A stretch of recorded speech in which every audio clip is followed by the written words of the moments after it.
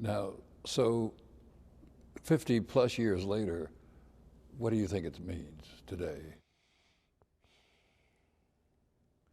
Well, we know, particularly in urban areas, and I can speak about New York, that the schools are just as segregated as they may have been 40 or 50 years ago. And that has a lot to do with the discontinuation of the kind of open enrollment and people getting on buses to travel across town, as well as economic and social status. Because if you happen to live in Harlem, where I have the privilege of serving the Abyssinian Church, it is predominantly an African-American poor community. And therefore, you won't find much integration. And you don't find whites busing their children, even though we have developed through our Abyssinian Development Corporation some excellent schools. So segregation in public education is still a reality. And I'm sure it's not only in New York.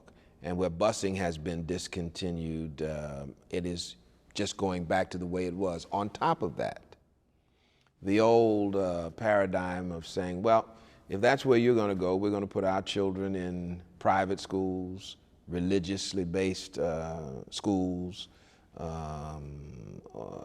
so that they won't have to deal with this notion of integration, which hurts the nation, because you can't imagine what it did for me.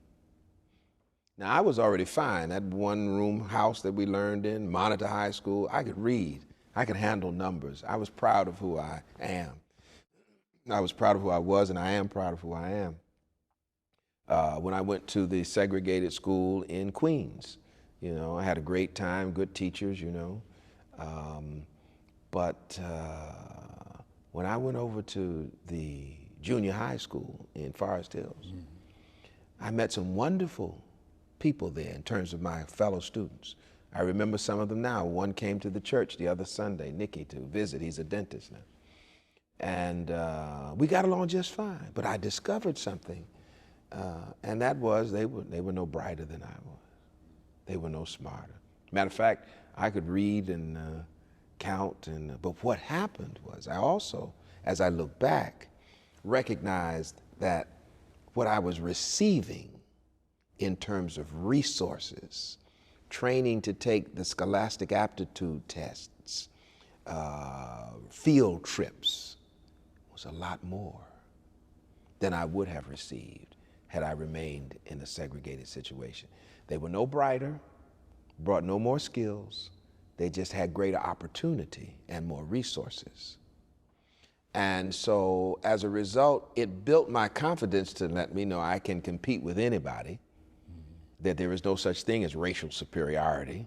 You know, white people are no smarter than black people are no smarter than white people. But there was this matter of the equitable distribution of resources, so that whatever natural or innate ability I had could be enhanced. And there was a huge difference between PS 92 and Russell Sage Junior High School.